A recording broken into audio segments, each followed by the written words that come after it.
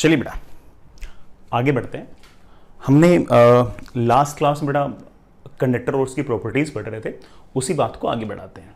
हमने कंडक्टर की कुछ प्रॉपर्टीज़ देखी। हमने देखा कि कंडक्टर अगर इलेक्ट्रोस्टैटिक कंडीशन की अगर बात करें तो सारा का सारा चार्ज सरफेस पे रहेगा। कंडक्टर के बल्क के अंदर हमेशा नेट इलेक्ट्रिक फील्ड जीरो रहेगी। इलेक्ट्रिक फील्ड की जो वैल्यू है सरफेस पर वो सिग्मा बाई एप्सिलॉन नॉट रहेगी। इलेक्ट्रिक प्रेशर की जो वैल्यू है वो sigma square upon 2 epsilon not रहेगी। और इलेक्ट्रिक फील्ड जो होगी वो सरफेस की हमेशा परपेंडिकुलर होगी। तो ऐसे खूब सारी बातें थी, है ना। तो इन्हीं बातों का हल्का सा और आगे बढ़ाते हैं, थोड़ी और बातें डिस्कस करते हैं। चलिए बेटा नेक्स्ट इज बेटा हेडिंग वही है, properties of conductor.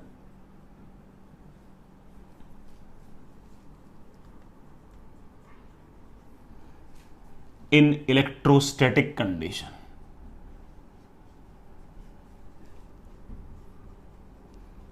Electrostatic condition में बड़ा कंडक्टर की क्या क्या प्रॉपर्टीज है, उन्हीं पॉइंट्स को बड़ा आगे बढ़ाते हैं। अगला पॉइंट ये है कि अगर हम ये कहें कि हमारा कंडक्टर जो है उसके अंदर किसी भी पॉइंट पर इलेक्ट्रिक फील्ड नहीं है, इस बात का यह अर्थ हुआ कि ए पॉइंट से बी पॉइंट तक किसी चार्ज पार्टिकल को कंडक्टर में मूव कराने के लिए इलेक्ट्रिक फील्ड का जो वर्क डन आएगा वो जीरो आएगा। और इलेक्ट्रिक फील्ड का अगर वर्क डन जीरो आएगा तो हम बड़े आराम से कह सकते हैं कि ए पॉइंट और बी पॉइंट के बीच पोटेंशियल डिफरेंस जीरो आएगा। और ए पॉइंट और बी पॉइंट के बीच अगर पोटेंशियल डिफरेंस जीरो आएगा, इट मीन्स दैट कि कंडक्टर जो है उसके हर पॉइंट पर पोटेंशियल सेम है। दूसरे शब्दों में कहूं तो आई कैन से कि conductor is an equipotential surface. Conductor के हर पॉइंट पर पोटेंशियल सेम होगा। तो चलिए बेटा इस बात को लिखिएगा, conductor has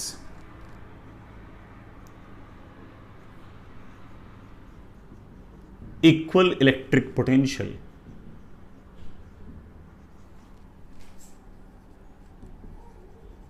at any point on it। बड़ा कंडक्टर किसी भी पॉइंट पर हमेशा इलेक्ट्रिक पोटेंशियल सेम होगा। या फिर ऐसे कहूं कि conductor is an equipotential surface. बड़ा कंडक्टर एक इक्विपोटेंशियल सरफेस है। फिर ना सब बातें बड़ा ठीक है, बढ़िया है। लेकिन हो सकता है कोई बच्चा ये कह दे कि सर मैंने तो ये पढ़ा था 9th या 10th क्लास के अंदर, या है ना कभी ना कभी, कि करंट हमेशा फ्लो करता है कंडक्टर में from higher potential to lower potential. Sir उस केस में तो हमारा जो वायर या कंडक्टर है वो इक्विपोटेंशियल नहीं होता, भले करंट बहता है higher potential to lower potential. इसका मतलब सर वायर के हर पॉइंट पर पोटेंशियल सेम नहीं होता, और आप तो कह रहे हो कि कंडक्टिंग वायर के हर पॉइंट पर पोटेंशियल सेम होगा। ये दोनों बातें सर मैच नहीं कर रही। बेटा मैच इसलिए नहीं कर रही क्योंकि हमने ना बिल्कुल शुरुआत में लिख लिया कि इन इलेक्ट्रोस्टैटिक कंडीशन, मतलब चार्ज पार्टिकल्स रेस्ट पे है। चार्ज पार्टिकल्स रेस्ट पे है, इसका मतलब किसी प्रकार से कोई करंट वरंट नहीं है। और बड़ा करंट नहीं है तो तुम अगर वो वाला फॉर्मूला लगाओगे ना, potential difference equals to current into resistance, तो जैसे करंट को जीरो रखोगे तो ऑफ कोर्स हर जगह पोटेंशियल तो सेम ही आ जाएगा, पोटेंशियल डिफरेंस तो जीरो ही आ जाएगा। तो आप बड़े आराम से इस बात को कह सकते हो बेटा कि कंडक्टर जो है वो अपने आप में एक इक्विपोटेंशियल सरफेस है। कंडक्टर के हर पॉइंट पर पोटेंशियल सेम है, बराबर है।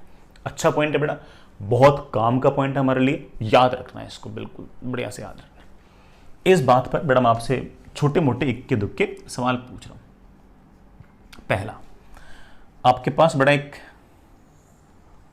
ये एक स्फीयर है, लेट्स से बेटा this is a neutral conducting sphere. बेटा न्यूट्रल है इसका मतलब, बेटा न्यूट्रल है इसका मतलब नेट चार्ज जीरो है। न्यूट्रल कंडक्टिंग स्फीयर, ठीक है बेटा। इसका जो रेडियस है बेटा वो आर है, कैपिटल आर। इसके सेंटर से स्मॉल आर डिस्टेंस दूर एक प्लस क्यू चार्ज मैंने रख दिया। जैसे बेटा आपने प्लस क्यू चार्ज यहां पर रख दिया, ये वाला पॉजिटिव चार्ज इस न्यूट्रल कंडक्टर के फ्री इलेक्ट्रॉन्स को अपनी तरफ खींचेगा। उस कारण से बेटा यहां पर नेगेटिव चार्ज इंड्यूस हो जाएगा। इस तरह से नेगेटिव चार्ज इंड्यूस हो जाएगा। जितना यहाँ मान लीजिए बेटा माइनस क्यू चार्ज इंड्यूस हो गया, मुझे बेटा इस क्यू की वैल्यू पता नहीं है, वैसे बेटा यहां पर आपका प्लस क्यू चार्ज इंड्यूस हो जाएगा। नेट चार्ज जीरो है तो इसलिए बेटा यहां पर माइनस क्यू, तो बेटा यहां पर प्लस क्यू। ठीक है, अब मेरा सवाल आपसे ये है, फाइंड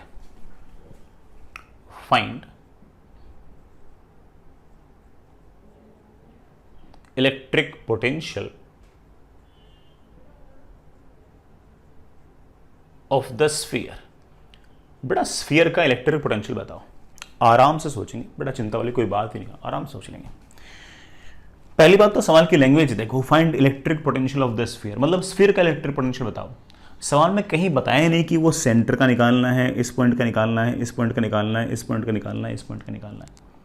पॉइंट नहीं बताया, सीधा ही बोल दिया कि स्फीयर का निकालो। बेटा सीधा ही अगर स्फीयर का बोल दिया तो इसका अर्थ ये निकला कि इसका मतलब जरूर हर पॉइंट का सेम होगा। आप बोलोगे हाँ सर बिल्कुल होना भी चाहिए, क्योंकि कंडक्टर के तो हर पॉइंट पर पोटेंशियल सेम होगा इन इलेक्ट्रोस्टैटिक कंडीशन, और यहाँ पर सारे चार्ज फाइनली रेस्ट पर तो आए जाएंगे, तो हर जगह पोटेंशियल सेम होना चाहिए। तो आप किसी भी पॉइंट का पोटेंशियल निकाल लो, हर जगह पोटेंशियल बेटा सेम आना चाहिए। तो ठीक है बेटा, मैंने जैसे एग्जाम्पल के लिए कुछ पॉइंट लिया, लेट से बेटा यहाँ कहीं एक पॉइंट है ए, बेटा यहाँ कहीं पॉइंट है सी, बेटा यहाँ कहीं पॉइंट है बी, और मैं यहाँ पर अगर परपेंडिकुलर खींच दूँ तो बेटा यहाँ कहीं पॉइंट है डी। अब मैं इतना तो समझ गया कि चाहे ए पर पोटेंशियल निकालो, चाहे सी पर निकालो, चाहे बी पर निकालो, चाहे डी पर निकालो, हर जगह पोटेंशियल आएगा तो same.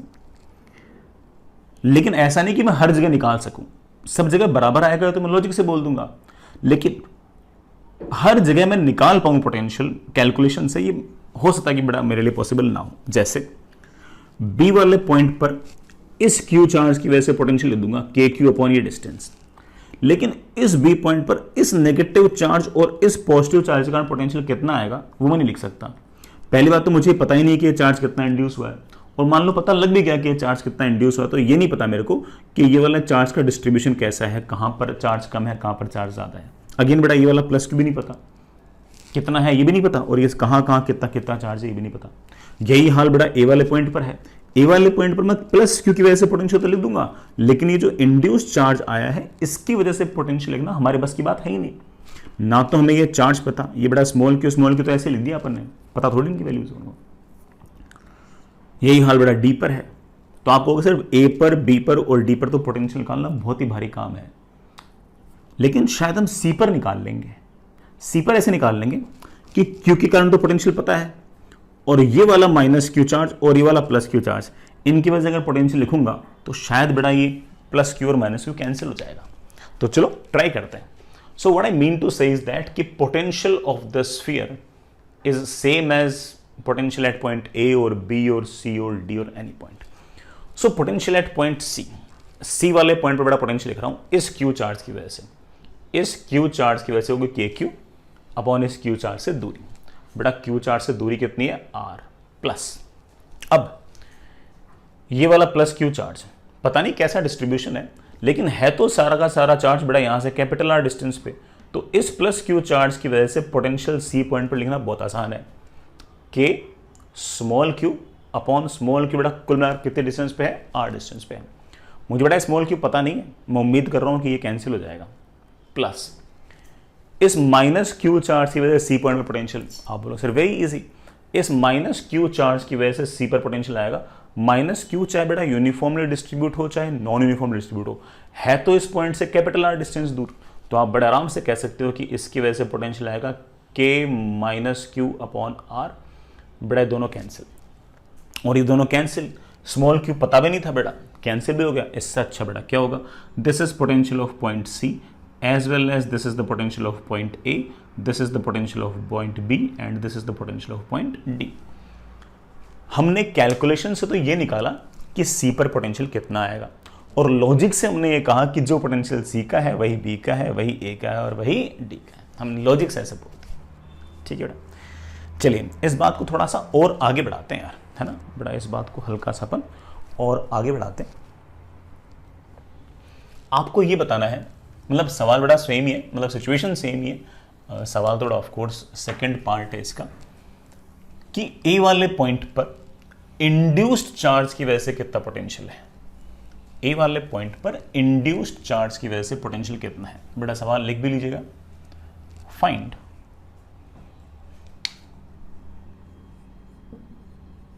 Potential due to induced charge at point A, point B, point D. Point A पर, पॉइंट बी पर और पॉइंट डी पर इस इंड्यूस चार्ज से कितना पोटेंशियल है। सी पर तो जीरो आ गया था, जितना इसका आया था बड़ा उतना इसका आया था, तो नेट बड़ा जीरो आ गया था इंड्यूस की वजह से। तो लेकिन हमसे बड़ा पूछा गया कि अब ए पर कितना है, बी पर कितना और डी पर कितना है। करते हैं बेटा कोशिश, कुछ ना कुछ तो बनेगा ही। जैसे अब मुझे पता लग गया कि ए पॉइंट पर जो पोटेंशियल है वो मैंने निकाल लिया है। बेटा ए पॉइंट पर पोटेंशियल वही है जो सी पर है, कितना है बेटा, के क्यू अपॉन आर। और जो ए पॉइंट पर पोटेंशियल है, सॉरी बेटा जो सी पर था वही ए पर है, और जो ए पॉइंट पर पोटेंशियल है मैं उसको एक स्टाइल से और लिख सकता हूं कि this is potential due to that plus q charge, बाकी बचा वो इस इंड्यूस चार्ज की वजह से पोटेंशियल। तो आप कह सकते हो बाकी बचा that is potential due to induce charge. तो आप कह सकते हो कि सर ए पॉइंट पर पोटेंशियल है के q by R, A point पर पोटेंशियल क्यू चार्ज की वजह से के क्यू अपॉन यहां से तक की डिस्टेंस। बेटा यहां से तक की डिस्टेंस है R plus potential due to induced. बेटा potential due to induced charge की वैल्यू आ गई है के क्यू अपॉन आर माइनस के Q upon R plus R. ये बेटा हमारे इंड्यूस्ड चार्ज के कारण यहां पर पोटेंशियल है। हमने बेटा कोई इंड्यूस्ड चार्ज निकाल नहीं लिया, हम तो सिर्फ ये कह रहे हैं कि यार मुझे ए पॉइंट पर नेट पोटेंशियल लिखना आता है। अब वो नेट पोटेंशियल दो का समेशन है, किस किस का, उस प्लस क्यू चार्ज का, बाकी बचा वो इंड्यूस्ड का। हमने ऐसे यूज कर लिया। इसी तरह से मैं कहूं कि बेटा मुझे बी वाले पॉइंट पर पोटेंशियल निकालना है, तो आप बोले सर बी वाले पॉइंट पर पोटेंशियल तो पता ही है, यही आएगा के क्यू अपॉन आर, जो सी का वही बी का। लेकिन अब सवाल यह है कि बी पर पोटेंशियल निकालना है ड्यू टू इंड्यूस्ड चार्ज। अब इतना तो पता है कि बी वाला जो पॉइंट है वो नेगेटिव वाले चार्ज के नजदीक है और पॉजिटिव वाले से दूर है, तो नेट पोटेंशियल इसका नेगेटिव आएगा। लेकिन फॉर्मूले से नहीं निकल पाएगा, फॉर्मूले से ऐसे नहीं निकल पाएगा कि बेटा मुझे पता ही नहीं कि चार्ज कितना इंड्यूस है, ना मुझे ये पता है कि बेटा ये चार्ज इंड्यूस जो है ये किस मतलब क्या कहते हैं बेटा उसको, उसका चार्ज पर यूनिट एरिया वगैरह कितना है, कुछ नहीं पता अपन को। कोई बात नहीं बेटा, मतलब किस तरह से डिस्ट्रीब्यूशन है वो भी नहीं पता आपको, कोई बात नहीं।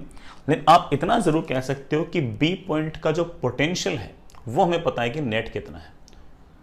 अब इस बी पॉइंट पर पोटेंशियल दो कारणों से, किस किस कारण से, एक तो क्यू चार्ज के कारण बेटा, एक तो क्यू चार्ज के कारण, बाकी बचा बेटा वो किसके कारण, इंड्यूस चार्ज के कारण।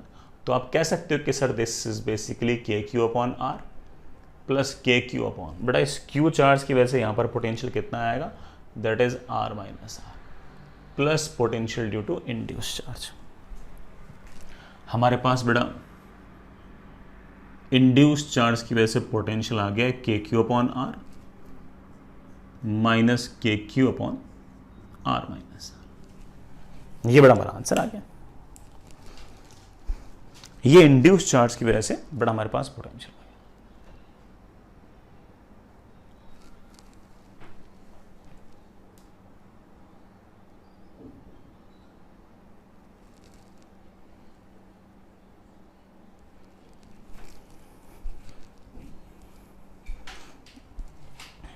छेड़ा दिख तो रहा था ना, वापस बताओ। ये बड़ा हमारा इंड्यूस चार्ज की वजह से पोटेंशियल था। अब हाँ बेटा मुझे डी पॉइंट पर और पोटेंशियल निकालना है। डी पॉइंट पर पोटेंशियल निकालना है तो आप बोलो सर डी पॉइंट पर भी पोटेंशियल में पता ही है कितना आएगा। डी पॉइंट पर नेट पोटेंशियल में पता है that is K Q upon are. भाई डी पॉइंट पर बेटा पोटेंशियल वही है जो ए पर है, वही बी पर है, वही सी पर है, वही डी पर है। और डी पॉइंट पर पोटेंशियल दो कारणों से, किस किस कारण से बेटा, एक तो क्यू चार्ज के कारण और दूसरा इस इंड्यूस चार्ज के कारण। तो आप कह सकते हो this is potential due to that q charge, बाकी बचा बेटा वो इंड्यूस चार्ज। तो आप कह सकते हो कि that is basically k Q upon R, that is equals to k Q upon बेटा इस क्यू चार्ज की वजह से पोटेंशियल कितना आएगा? बेटा मेरे ख्याल से तो क्यू चार्ज की वजह से पोटेंशियल आएगा के क्यू अपॉन ये वाले डिस्टेंस। बेटा ये वाला डिस्टेंस आएगी root of R square plus R square, K Q upon root of R square plus R square plus potential due to induce charge. और potential due to induce charge बेटा हमारे पास बड़े आराम से आ गई है, that is K Q upon R minus के क्यू अपॉन क्या बेटा root of R square plus R square. ये बेटा हमारे पास आंसर आ गया। ये बेटा इंड्यूस चार्ज के कारण डी वाले पॉइंट पर आपका इलेक्ट्रिक पोटेंशियल है।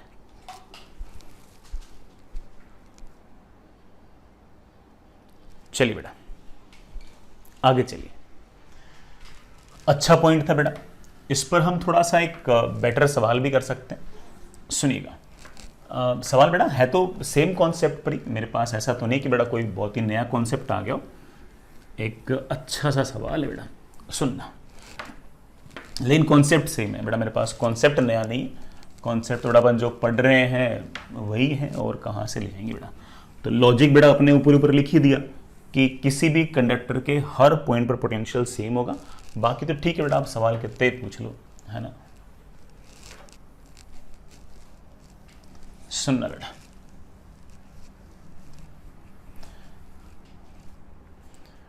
आपके पास बड़ा सिचुएशन ऐसी है,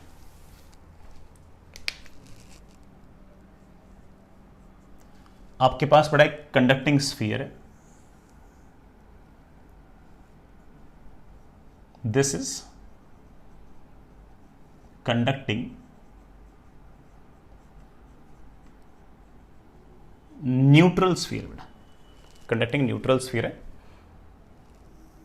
इसका जो बड़ा रेडियस है वो आपके पास कैपिटल आर है। इसके सेंटर से स्मॉल आर डिस्टेंस दूर बड़ा एक डायपोल पड़ा है। सेंटर से स्मॉल आर डिस्टेंस दूर बड़ा एक डायपोल पड़ा है, और डायपोल जो है बेटा वो ऐसे पड़ा है। देखना बेटा कैसे पड़ा, इस पॉइंट पर एक टेंजेंट खींचूं तो बेटा टेंजेंट ऐसे जा रही, ये बड़ा टेंजेंट, ये बड़ा आर है रेडियस, ठीक है। ये डिस्टेंस की बड़ा जरूरत है नहीं है बड़ा, ये स्मॉल आर रहने दो। बस इतना पता है कि ये वाला एंगल हमें गिवन है बेटा, let's say angle is given है थीटा, ये एंगल गिवन है। और डायपोल जो है बेटा वो ऐसे पड़ा है,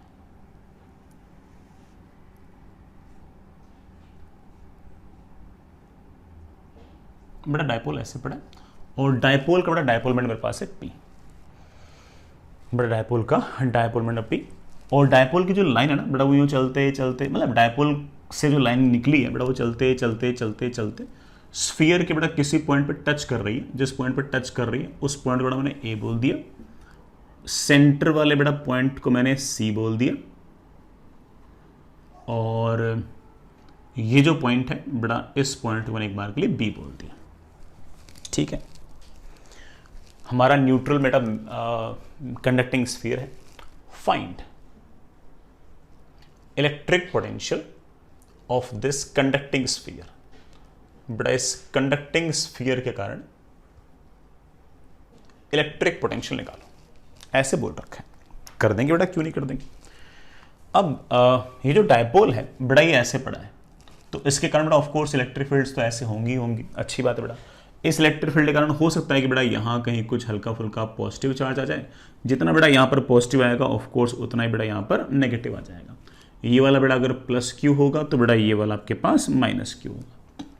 पहला वाला सवाल बेटा बहुत ही आसान सा पूछ रहा है कि find electric potential of conducting sphere, तो स्फीयर का पोटेंशियल निकालना है। अब स्फीयर के हर पॉइंट का पोटेंशियल तो सेम ही आएगा, ऐसा तो है नहीं कि अलग अलग आएगा, क्योंकि कंडक्टिंग स्फीयर है। और कंडक्टिंग स्फीयर की प्रॉपर्टी का हमें आइडिया है कि उसके हर पॉइंट पर पोटेंशियल तो सेम आना चाहिए। अब बेटा अगर हर पॉइंट पर पोटेंशियल सेम आना चाहिए तो कौन से का निकालूं, कौन से का निकालूं बेटा, इस ए वाले पॉइंट का निकालूं, बी वाले का निकालूं, सी वाले का निकालूं, किसका निकालूं।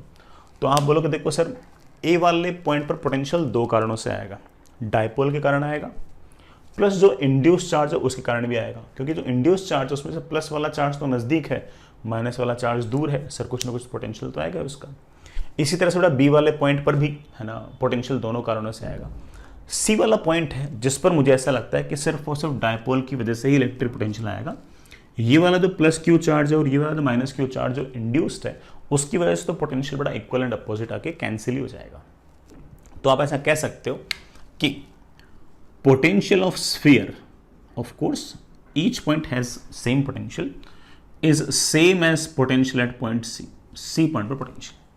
अब बड़ा देखना, डायपोल पड़ा है ऐसे और मुझे यहां पर पोटेंशियल निकालना है। लेट्स से बेटा ये डिस्टेंस है मेरे पास आर, बेटा आर गिवन नहीं है सवाल में, मैंने बेटा ऐसे मान ली। तो आप बोलोगे सर डायपोल के कारण ऐसे एंगल थीटा पर मुझे पोटेंशियल का फॉर्मूला पता है, that is k p cos theta upon R square. प्यारे बच्चों फॉर्मूला पता है ना, k p cos theta upon R square. लेकिन ये आर लिखना पड़ेगा, लिख देंगे, क्यों नहीं लिख देंगे बट हम बड़े आराम से लिख सकते हैं कि sine theta is perpendicular upon hypotenuse. बड़ा ये हाइपोटेनस है इस ट्रायंगल में, ये आपका परपेंडिकुलर है, that is capital R upon small R. बड़ा इससे हम बड़े आराम से लिख सकते हैं कि that is k p cos theta upon small R का स्क्वायर। बड़ा स्मॉल आर का square is capital R square upon बड़ा जी साइन स्क्वायर थीटा। ये बड़ा हमारा आ गया पोटेंशियल एट पॉइंट सी। वो अलग बात है कि बड़ा जो पोटेंशियल पॉइंट सी पर है बड़ा वही पोटेंशियल ए पर है और वही पोटेंशियल बी पर है। अच्छा, एक बात तो बोलना ही भूल गया मैं, बेटा सी वाले पॉइंट पर पोटेंशियल आपने सिर्फ और सिर्फ डायपोल की वजह से लिखा, इस इंड्यूस चार्ज की वजह से भी लिख सकते हो क्या? आप बोलोगे हाँ सर लिख तो सकते हैं। मान लेते हैं कि इंड्यूस चार्ज है प्लस क्यू, तो इस प्लस क्यू चार्ज के कारण पोटेंशियल आएगा के क्यू अपॉन आर। ये माइनस क्यू चार्ज भले डिस्ट्रीब्यूशन कैसा हो है तो बड़ा आर डिस्टेंस पे, तो आप कह सकते हो कि इसके कारण पोटेंशियल मेरे बच्चे आएगा के माइनस क्यू अपॉन आर। बेटा ये दोनों हमेशा कैंसिल हो जाएंगे, और ये कैंसिल हो जाएंगे तभी तो बेटा हम लोगों ने ए पॉइंट और बी पॉइंट और सी पॉइंट में से छांट के बेटा कौन से पॉइंट पर पोटेंशियल लिखा, सी पर लिखा। तो बेटा ये हमारे ए पॉइंट का पोटेंशियल, अरे छोड़ो सी वाले पॉइंट का पोटेंशियल, जो सी का बेटा वही ए का और वही बी का, हर पॉइंट पर बड़ा पोटेंशियल तो सेम ही आएंगे और क्या। ठीक है ना। नेक्स्ट इज इसी में अगला सवाल पूछ रहा हूं बेटा, find electric potential at point A and point B due to induced charge। बेटा जो इंड्यूस्ड चार्ज है इसकी वजह से A पॉइंट पर और B पॉइंट पर कितना कितना पोटेंशियल आएगा वो निकालना है। सोच लेंगे, सब सोच लेंगे अपन। अब हम कहेंगे कि देखो A पॉइंट पर पोटेंशियल जो है वो वही है जो C पर था, क्योंकि स्फीयर के हर पॉइंट का पोटेंशियल सेम, और C पर पोटेंशियल कितना था बेटा वो हम निकाल के बैठे हैं। और बेटा कितना निकाल के बैठे अपन, के पी कॉस थीटा अपॉन बेटा जी स्मॉल आर का स्क्वायर, बेटा स्मॉल आर स्क्वायर बोल दे capital R square upon sine square theta. जो भी ए पॉइंट पर पोटेंशियल है उसकी वैल्यू ये है, ये दो कारणों से। किस किस कारण से? एक तो इस डायपोल के कारण, दूसरा ऑफ कोर्स इस इंड्यूस चार्ज के कारण। तो आप कहोगे this is potential due to dipole, बाकी बचा वो इंड्यूस चार्ज। डायपोल की वजह से पोटेंशियल कितना होगा?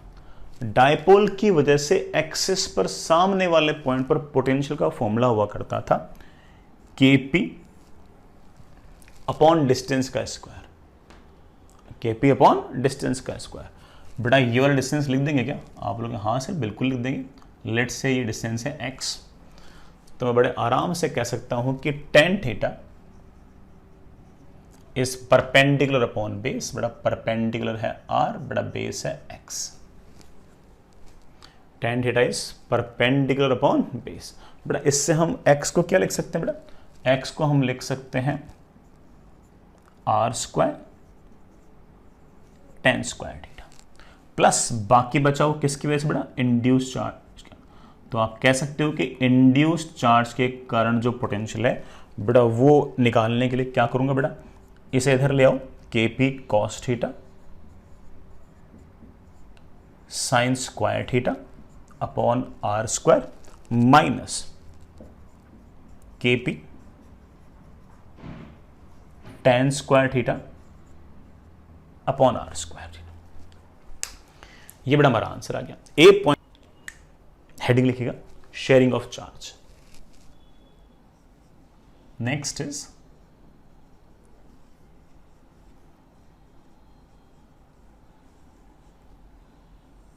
Sharing of charge.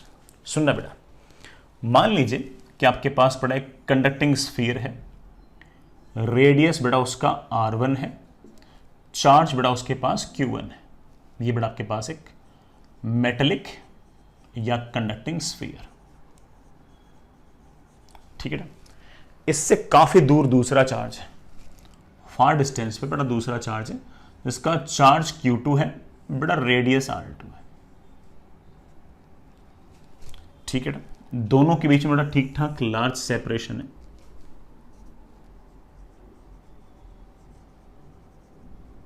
Large separation है। अब अच्छा ये बताने की मुझे जरूरत नहीं है कि ये स्फीयर जो है ये सॉलिड है या होलो है, क्योंकि चाहे सॉलिड हो चाहे होलो हो बेटा कहानी तो मोर और लेस सेम ही है, कोई बहुत बड़ा फर्क पड़ नहीं सकता, ठीक। इस स्फीयर का जो पोटेंशियल आएगा बेटा हम जानते हैं कितना आएगा, खुद की वजह से बड़ा आप लोगों को याद ही है हर जगह पोटेंशियल सेम आएगा, KQ1 अपॉन R1। इस स्फीयर का बड़ा पोटेंशियल कितना आएगा, खुद की वजह से आएगा बेटा कितना आएगा, KQ2 upon R2। I hope you do remember the formula, ठीक है। अच्छा, अब मैंने क्या किया, इस स्फीयर का पोटेंशियल निकाल लिया, उसकी वजह से बेटा यहाँ पर पोटेंशियल आएगा नहीं क्योंकि वो बहुत दूर है। उसका स्फीयर निकाल, उस स्फीयर का पोटेंशियल निकाल लिया खुद की वजह से, इसकी वजह से बेटा वहां पर कोई पोटेंशियल है नहीं, बहुत दूर है। मैंने इस सारे के सारे अरेंजमेंट को बेटा एक मेटेलिक वायर से जोड़ दिया, एक मेटेलिक कंडक्टिंग वायर से जोड़ दिया। बेटा ये वायर भी मेटेलिक है, ये दूसरा बेटा आपका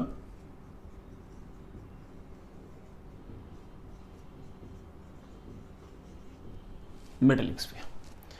अब सुनना बेटा, मान लो कि ये वाला जो पोटेंशियल है ना, ये मान लीजिए ज्यादा है, मान लीजिए कि बेटा ये ज्यादा है और वो कम है, ये मोर है और ये लेस है। Q1 Q2 R1 R2 की वैल्यूज इस तरह से सेट हैं कि ये वाला पोटेंशियल बड़ा है और ये वाला पोटेंशियल छोटा है। तो जैसे बेटा आपने तार लगाया, उस तार में इलेक्ट्रिक फील्ड आएगी। इलेक्ट्रिक फील्ड हमेशा कहां से कहां आती है, तो आप लोग से इलेक्ट्रिक फील्ड आएगी from higher potential to lower potential. तो यहां का पोटेंशियल बड़ा ज्यादा, यहां का पोटेंशियल कम, तो इस पूरे के पूरे वायर के अंदर एक इलेक्ट्रिक फील्ड आएगी और वो electric field will be like this. Electric field will be like this. वो इलेक्ट्रिक फील्ड क्या करेगी आप जानते बेटा, वो electric field of course protons को तो मूव नहीं करा सकती, लेकिन इस मेटेलिक वायर के इलेक्ट्रॉन्स को दौड़ाएगी। और किस तरफ दौड़ाएगी, इलेक्ट्रिक फील्ड के अपोजिट। तो इसका मतलब इस मेटेलिक वायर के अंदर इलेक्ट्रॉन्स जो है वो ऐसे भागेंगे। भागते तो इलेक्ट्रॉन्स ही हैं, लेकिन बेटा चाहे नेगेटिव चार्ज का इधर जाना मान लो या बेटा पॉजिटिव चार्ज का इधर जाना मान लो, एक ही बात है। मतलब मैं ये नहीं कह रहा कि पॉजिटिव चार्ज इधर भाग रहा है, भाग नहीं रहा, पॉजिटिव चार्ज तो फिक्स है, लेकिन मैं इफेक्ट की बात कर रहा हूं कि नेगेटिव चार्ज इधर से इधर आया ऐसे बोलना, या पॉजिटिव चार्ज इधर से इधर आया ये बोलना, लगभग एक सी बात है। तो पॉजिटिव चार्ज अगर इधर आया तो हम बोलेंगे कि एक करंट आया है ऐसे। इलेक्ट्रॉन के इधर आने को हम इक्विवेलेंट मान सकते हैं पॉजिटिव चार्ज के इधर जाने को, और दैट इज अवर करंट। और जैसे बेटा पॉजिटिव चार्ज इधर जाएगा, ऑफ कोर्स इस Q2 की वैल्यू तो लगातार बढ़ेगी, Q2 की वैल्यू लगातार बढ़ेगी, Q2 की वैल्यू लगातार बढ़ेगी, और ऑफ कोर्स बेटा पॉजिटिव चार्ज इधर से जाएगा तो Q1 की वैल्यू लगातार घटेगी। बड़ा बात समझ तो गए, मैंने पॉजिटिव चार्ज का इधर जाना मान लिया या नेगेटिव चार्ज का इधर आना मान लिया, एक ही बात है। अगर आपको बेटा पॉजिटिव वाले चार्ज वाली बात पसंद नहीं है तो मैं ऐसे बोलूंगा कि देख बेटा इलेक्ट्रॉन्स इधर आ रहे हैं, इधर आ रहे हैं, इधर आ रहे हैं, तो नेगेटिव चार्ज इधर आ रहा है, बेटा नेगेटिव चार्ज इधर आ रहा है तो ये वाला चार्ज तो घटेगा, और यहां से नेगेटिव वाला चार्ज जा रहा है, यहां से नेगेटिव वाला चार्ज जा रहा है, तो इसका बड़ा पॉजिटिव चार्ज तो लगातार बढ़ेगा, वो एक ही बात है। ऐसे ही बेटा अगर इसका चार्ज घटता गया और इसका चार्ज बढ़ता गया तो ऑफ कोर्स इसका पोटेंशियल लगातार घटता जाएगा और इसका पोटेंशियल लगातार बढ़ता जाएगा। मैं मानता हूं कि ये वाला पोटेंशियल शुरुआत में कम है और ये वाला पोटेंशियल शुरुआत में ज्यादा है, लेकिन इस पोटेंशियल डिफरेंस के कारण एक इलेक्ट्रिक फील्ड आ गई, उस इलेक्ट्रिक फील्ड के कारण फ्री इलेक्ट्रॉन्स दौड़ने लग गए, और जैसे ही फ्री इलेक्ट्रॉन्स यूं दौड़े करंट आ गया ऐसे, करंट ऐसे आने के कारण Q2 लगातार बढ़ता गया, Q1 लगातार घटता गया, ये वाला पोटेंशियल लगातार बढ़ता गया, ये वाला पोटेंशियल लगातार घटता गया। इसका पोटेंशियल लगातार बढ़ रहा है, इसका पोटेंशियल लगातार घट रहा है, घटते बढ़ते घटते बढ़ते घटते बढ़ते कभी ना कभी दोनों का पोटेंशियल बराबर हो जाएगा। जैसे ही दोनों का पोटेंशियल बराबर हो गया वैसे ही हम जानते हैं कि इलेक्ट्रिक फील्ड की वैल्यू हो जाएगी जीरो। भाई इलेक्ट्रिक फील्ड हमेशा कहाँ से कहाँ होती है, हायर पोटेंशियल से लोअर पोटेंशियल। पोटेंशियल से अगर दोनों बराबर हो गए तो हम जानते हैं कि इलेक्ट्रिक फील्ड तो जीरो हो गई, और जैसे इलेक्ट्रिक फील्ड जीरो होगी अब करंट का आना जाना बंद, अब बड़ा फ्री इलेक्ट्रॉन्स का आना जाना बंद, अब बड़ा चार्ज का चेंज होना बंद। तो फाइनली इसका चार्ज घटते घटते घटते बड़ा मैंने मान लिया कि कैपिटल Q1 से स्मॉल q1 हो गया है, और इसका पोटेंशियल इसका चार्ज बढ़ते बढ़ते कैपिटल Q से स्मॉल q2 हो गया है। लेकिन कॉन्सेप्ट क्या है, कॉन्सेप्ट ये है कि इसका फाइनल पोटेंशियल बड़ा मान लो है V1 और इसका फाइनल पोटेंशियल बड़ा मान लो है V2, तो दोनों का जो फाइनल पोटेंशियल है वो सेम हो जाएगा, तो V1 will be equal to V2। तो न्यूमेरिकल थोड़ा बात की बात है, मैं यहां पर जिस चीज के पीछे पड़ा हूं वो चीज ये है कि अगर चार्ज एक जगह से दूसरी जगह तक फ्लो करेगा तो वो पोटेंशियल डिफरेंस के कारण करेगा। ऐसे बड़ा पोटेंशियल डिफरेंस लगातार कम होता जाएगा, हायर वाला पोटेंशियल लगातार घटता जाएगा, लोअर वाला लगातार बढ़ता जाएगा, और ऐसे चलते चलते चलते फाइनली जब इलेक्ट्रोस्टैटिक कंडीशन आएगी तब दोनों मेटल्स का बड़ा पोटेंशियल हो जाएगा सेम। तो बड़ा मेरा जो कॉन्सेप्ट है वो सिर्फ और सिर्फ ये है कि अगर मैं किसी दो कंडक्टर्स को टच कराऊं या दो कंडक्टर्स को किसी कंडक्टिंग वायर से टच कराऊं, then charge will flow from higher potential to lower potential till their potentials get equal. Charge तब तक दौड़ेगा जब तक दोनों के पोटेंशियल बराबर ना हो जाए। तो आपको सिर्फ और सिर्फ ये वाली बात याद रखनी है कि फाइनली दोनों का पोटेंशियल सेम हो जाएगा। तो बड़ा मैं एक बात बोलता भी हूं, बड़ा लिखना इस बात को, charge will flow from higher potential to lower potential till their final potentials get equal। बड़ा जब तक दोनों के फाइनल पोटेंशियल बराबर ना हो जाए बड़ा तब तक लगातार चार्ज फ्लो करता जाएगा। तो फाइनली बेटा पक्का हो गया कि दोनों के पोटेंशियल सेम हो जाएंगे। तो यहां पर कॉन्सेप्ट सिर्फ ये मेन तो बड़ा एक ही है, एक कॉन्सेप्ट और है, that is charge conservation. We know it very well कि बेटा charge can neither be created nor destroyed. तो इसके पास बड़ा चार्ज Q1 था, इसके पास चार्ज Q2 था। तो शुरुआती बड़ा सिस्टम के पास चार्ज था Q1 प्लस Q2, बाद में इसके पास स्मॉल q1 है, उसके पास स्मॉल q है, तो बाद में चार्ज है small q1 plus small q2।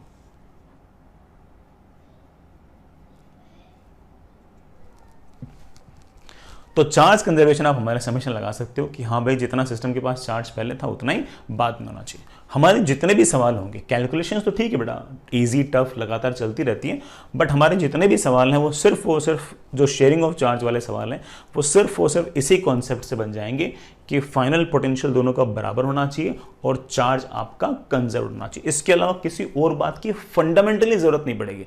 ऐसा हो सकता है कि आप लोग आंसर से याद कर लो कि हाँ सर इसका आंसर ऐसा आएगा, आंसर ऐसा आएगा, आंसर से याद करना अलग बात है, लेकिन फंडामेंटली कॉन्सेप्चुअली बेटा सिर्फ और सिर्फ मुझे दो ही बातें बतानी है, और वो दो बातें बेटा सिर्फ और सिर्फ इतनी है कि बेटा चार्ज फ्लो करेगा from higher potential to lower potential till their potentials get equal. बेटा फाइनल पोटेंशियल दोनों के सेम हो जाएंगे और चार्ज पूरे पूरे सिस्टम का कंजर्व रहेगा। इतना काफी हमारे लिए, इससे हमारा सारा काम बन जाएगा, कोई दिक्कत नहीं आएगी।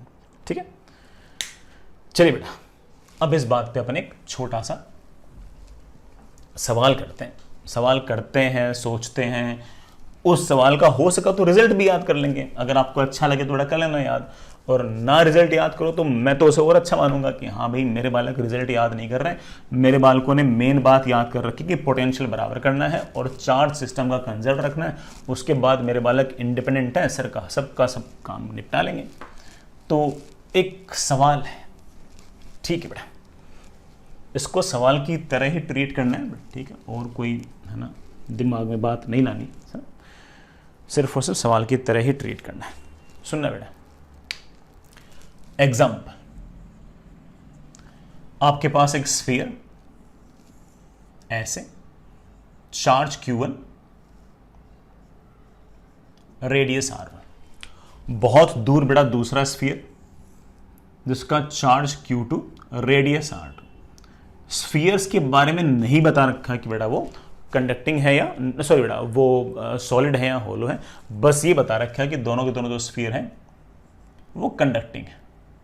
अब आप बोलोगे सर कंडक्टिंग है तो चाहे सॉलिड हो चाहे होलो हो, चार्ज तो सारा का सारा सरफेस पे रहेगा, और सर सारा का सारा चार्ज अगर सरफेस पे रहेगा तो बिहेव तो कैसे करेंगे, होलो स्फीयर जैसे करेंगे। मैंने क्या किया बेटा, इन दोनों को बेटा एक कंडक्टिंग वायर से जोड़ दिया। ये बेटा आपका एक कंडक्टिंग वायर है,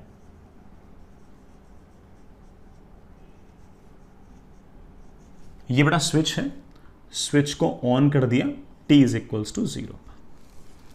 स्विच को ऑन करते बेटा दोनों तार जो है बेटा वो इस तरह से किसी वायर से जुड़ गए। ठीक बेटा, सवाल फाइंड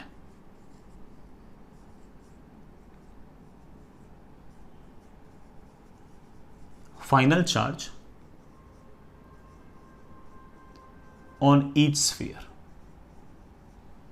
दोनों स्फीयर्स पे बेटा फाइनल चार्ज कितना रहेगा। Find final charge per unit area on each sphere. बेटा हर स्फीयर पर कितना बेटा चार्ज पर यूनिट एरिया रहेगा। Find their final electric potentials। बेटा दोनों स्फीयर्स के फाइनल इलेक्ट्रिक पोटेंशियल कितने होंगे वो निकालो। और लास्ट में find energy lost from system.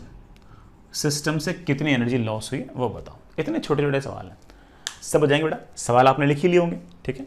मुझे बड़ा सवाल करने के लिए थोड़ी जगह चाहिए होगी ना, इसलिए मैं अलग से कर लेता हूँ।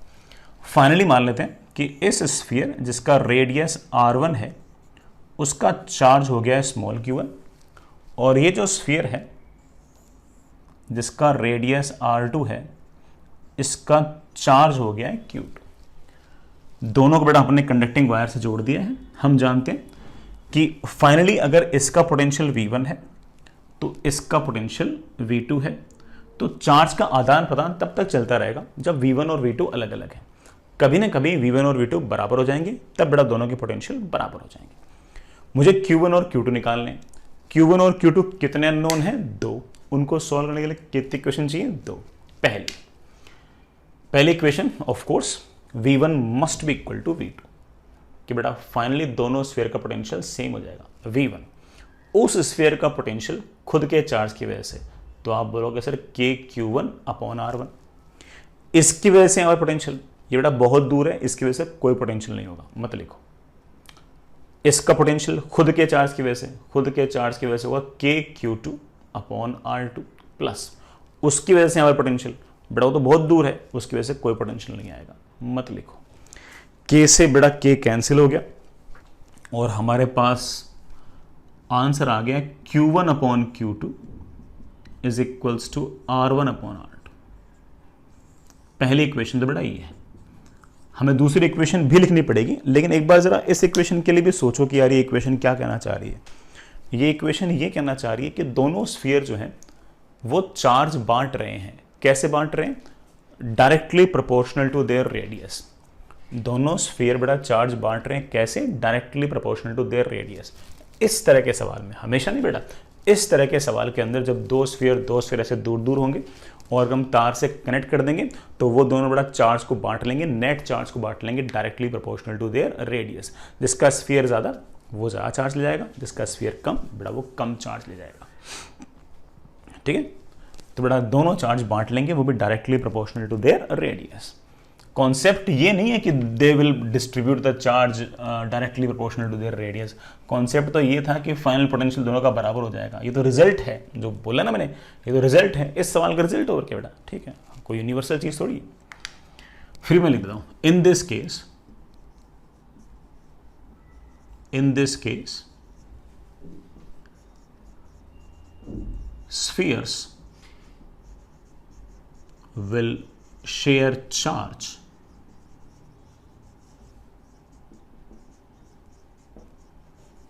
directly proportional to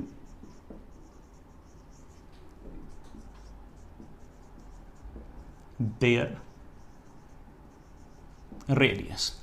बड़ा वाला स्फीयर ज़्यादा चार्ज लेके जाएगा, छोटा वाला स्फीयर कम चार्ज लेके जाएगा। इनिशियल कितना भी हो कोई फर्क नहीं पड़ता, ठीक है ना। अच्छा, दूसरी इक्वेशन, बड़ा ये तो है आपके बड़ा पोटेंशियल सेम वाली। दूसरी equation charge conservation. Charge conservation says that कि पूरे सिस्टम के पास शुरुआत में चार्ज था Q1 प्लस Q2, अब चार्ज है small q1 plus small q2। This is my equation. But बेटा दो इक्वेशन है, दो वेरिएबल है, Q1 को उड़ा दो Q2 आ जाएगा, Q2 को उड़ा दो Q1 आ जाएगा। बड़े आराम से हमारे आंसर आ जाएंगे। मैं लिख भी रहा हूं बेटा, स्मॉल q1 की वैल्यू जाएगी बड़ा क्या आ जाएगी, R1 upon R1 plus R2 into Q1 plus Q2।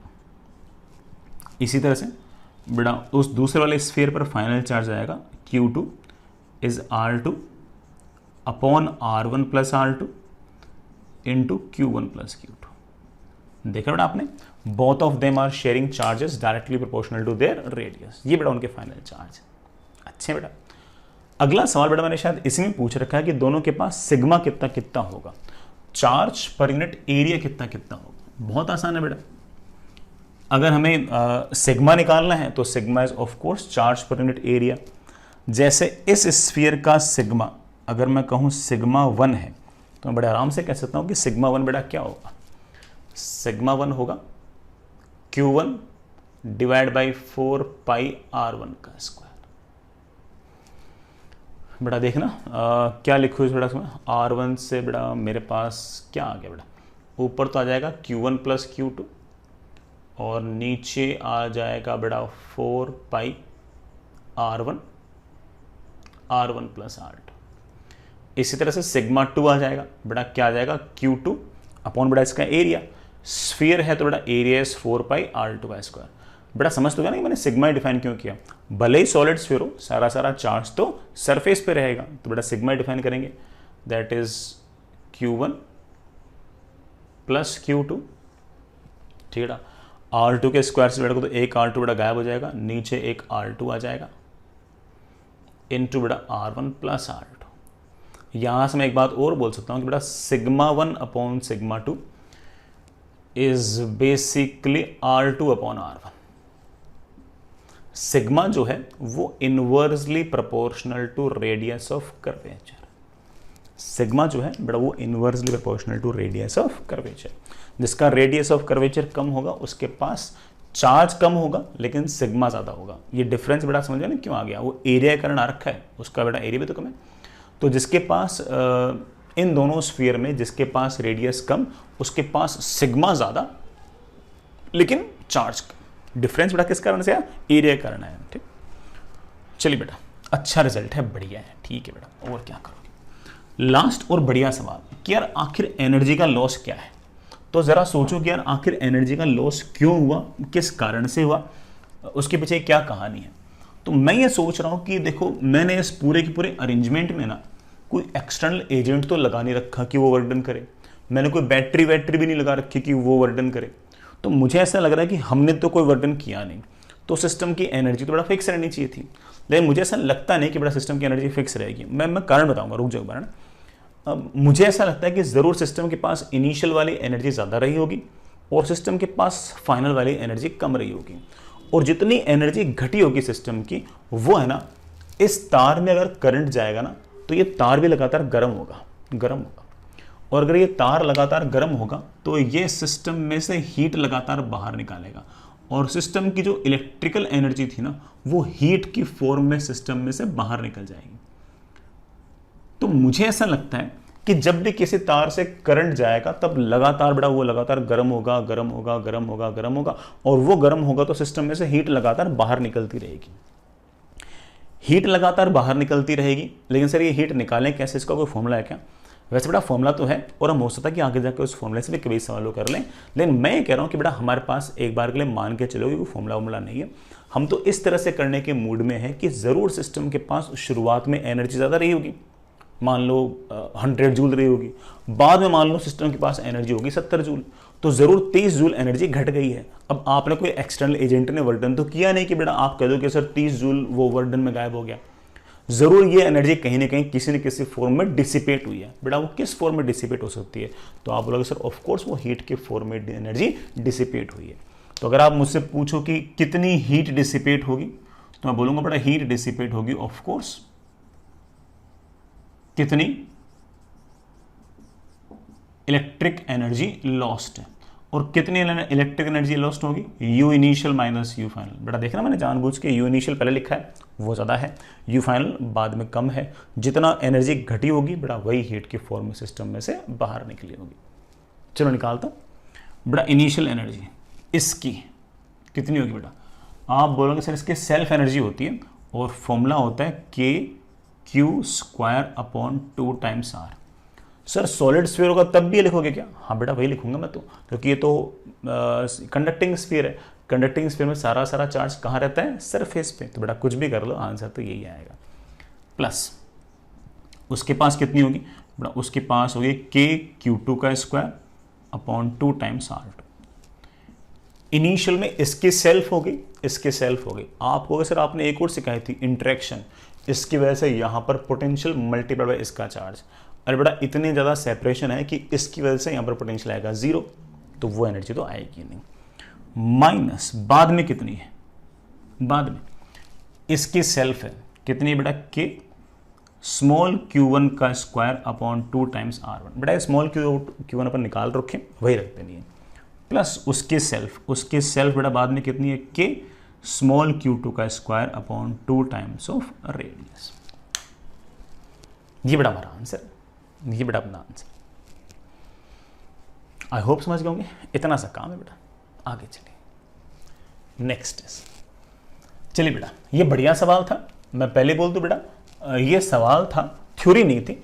हालांकि ये जरूर कि इक्का दुक्का बातें ऐसी जरूर आई जो हमें लगा कि यार हम काश याद भी रख लें कि है ना, जिसका रेडियस ज़्यादा वो ज़्यादा चार्ज ले गया, जिसका रेडियस ज़्यादा उसका सिग्मा कम, चार्ज ज़्यादा, जिसका रेडियस कम उसका सिग्मा ज़्यादा, चार्ज कम। लेकिन ये सब बातें बेटा सिर्फ और सिर्फ तभी हैं जब डायग्राम वैसा हो जैसा अपन ने बना रखा था। डायग्राम चेंज तो ऑफ कोर्स है ना, आंसर चेंज है कि नहीं, है ना। चलिए बेटा नेक्स्ट इज एक और सवाल। मैं फिर से बोल दूं बेटा, मैंने आपको कोई बहुत 50-60 चीज़ें नहीं सिखाई है। मैंने सिर्फ ये सिखाई है कि जिन दो मेटल को या कंडक्टर को अगर आप टच कराओगे या फिर कंडक्टिंग वायर से अगर जोड़ोगे तो उनका पोटेंशियल बराबर हो जाएगा। मैंने सिर्फ इतना ही सिखाया है, बाकी मैंने कुछ और सिखाया नहीं है, ठीक है। जो भी सवाल होना होगा वो इन बातों से होना होगा। अरे हाँ, दूसरा कॉन्सेप्ट क्या था कि पूरे के पूरे सिस्टम का नेट चार्ज जो है बेटा वो कंजर्व रहेगा। जो भी सवाल होना है वो इतनी सी बात से होना है। तो चलिए बेटा, ये एक स्फीयर, आराम से करना बेटा। ये दूसरा स्फीयर, इसका चार्ज Q1, इसका चार्ज Q2। प्यारे बच्चों, इसका रेडियस R1, बाहर वाले का radius R2। These are two conducting concentric shells। बेटा कंसेंट्रिक मतलब दोनों का सेंटर सेम है, शेल मतलब बेटा होलोस्फीयर मान लो। मैंने क्या किया बेटा, किसी कंडक्टिंग वायर से दोनों को टच कराया। बेटा ये स्विच है, इसको ऑन कर दिया t इज इक्वल्स टू 0 पर, तो बेटा करंट फ्लो करेगा। देख लेंगे, सब देख लेंगे। फाइंड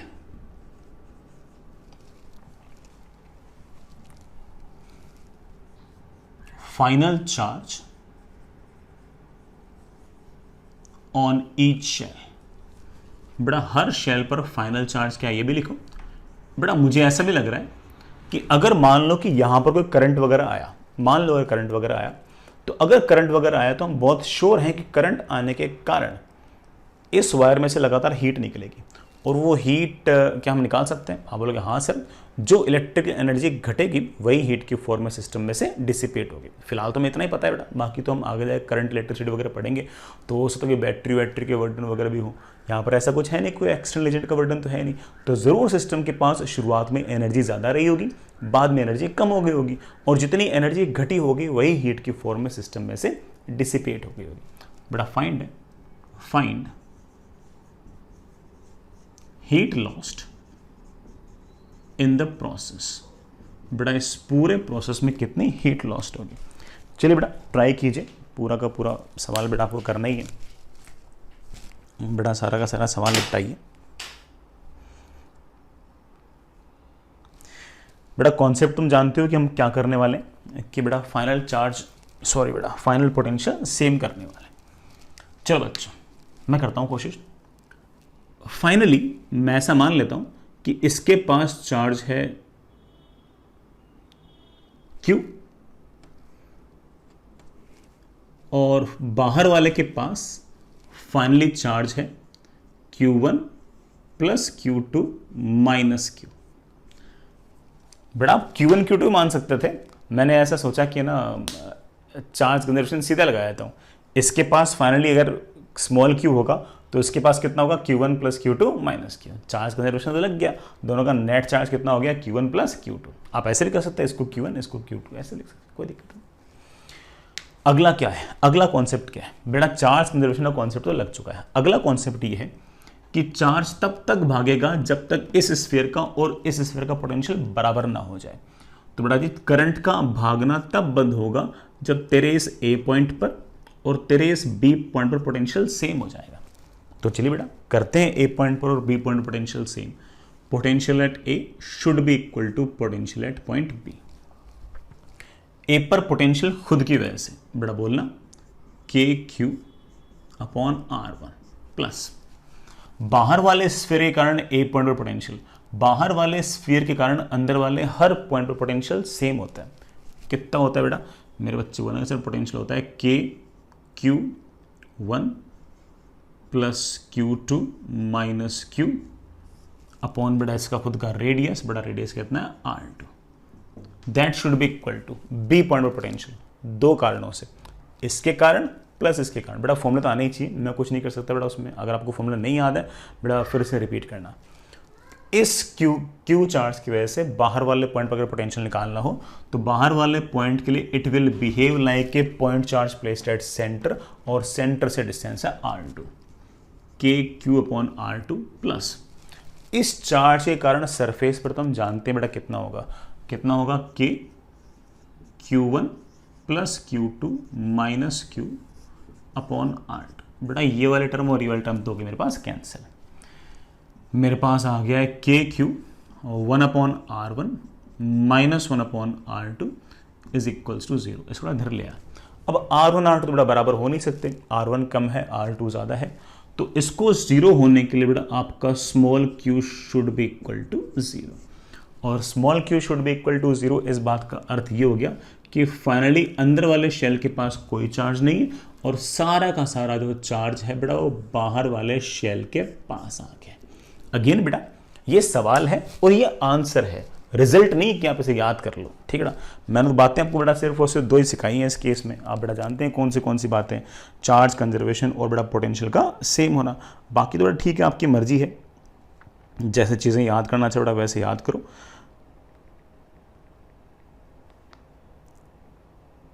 ठीक है ना, आगे चलिए बेटा। ये हमारा रिजल्ट है, अंदर वाले के पास चार्ज 0 और बाहर वाले के पास Q1 प्लस Q2। आपने ना मुझसे एक बात और पूछ रखी है कि हीट लॉस्ट कितनी होगी। बेटा उसके लिए मैं कह सकता हूँ कि बेटा हीट की फॉर्म में जो एनर्जी डिसिपेट हुई है उसका कारण मैं जानता हूँ कि ज़रूर सिस्टम के पास शुरुआत के अंदर इलेक्ट्रिक एनर्जी ज़्यादा रही होगी, बाद में कम रही होगी, जो घटी है जो कम हुई है वही बेटा हीट लॉस्ट है। बताओ बेटा शुरुआत में इसके पास चार्ज Q1 था, इसके पास चार्ज Q2 था, इसकी सेल्फ एनर्जी थी K Q1 का square upon 2 times R1 plus इसकी सेल्फ बड़ा Q2 चार्ज था तो K Q2 का square upon 2 times R2 plus बड़ा तीसरी इंटरेक्शन भी थी। इंटरेक्शन को हम दो स्टाइल से लिख सकते हैं, बाहर वाले स्फीयर की वजह से अंदर पोटेंशियल मल्टीप्लाइड बाय अंदर वाले का चार्ज, या अंदर वाले की वजह से बाहर पोटेंशियल मल्टीप्लाइड बाय बाहर वाले का charge. I hope you do remember that. कोई सा भी एक कर लो बेटा। बाहर वाले की वजह से अंदर पोटेंशियल, बेटा बाहर वाले की वजह से अंदर पोटेंशियल आएगा KQ2 upon R2 multiplied by अंदर वाले का चार्ज दैट इज Q1। ये इनिशियल हो गई माइनस बेटा फाइनली बेटा अंदर वाले के पास तो है नहीं, सारा चार्ज बेटा बाहर वाले के पास है, वो भी Q1 प्लस Q2। तो एनर्जी में इसके पास सेल्फ है नहीं, इसके पास सेल्फ है। इसके पास सेल्फ कितनी है? K Q1 प्लस Q2 का whole square upon 2 times of R2 plus interaction. आपस में इंटरेक्शन भी नहीं है, इसके पास जब चार्ज ही नहीं है तो इनके कारण का कोई इंटरेक्शन तो नहीं है, सारा चार्ज तो सिर्फ और सिर्फ बाहर वाले स्फीयर के पास है। ये बड़ा आपकी इलेक्ट्रिकल एनर्जी का लॉस है। और ये जो इलेक्ट्रिकल एनर्जी का लॉस है किस फॉर्म में हुआ है? तो आप कह सकते हो कि सिर्फ ऑफ कोर्स ये तो हीट की फॉर्म में सारे के सारे सिस्टम से डिसिपेट हुई है, हीट की फॉर्म में सारे सिस्टम से ये बाहर निकली है। चलिए बेटा, बढ़िया है, अच्छा कर दिया अपन ने, अच्छा कर दिया। चल बेटा, शेयरिंग ऑफ चार्ज पर एक छोटा सा सवाल और,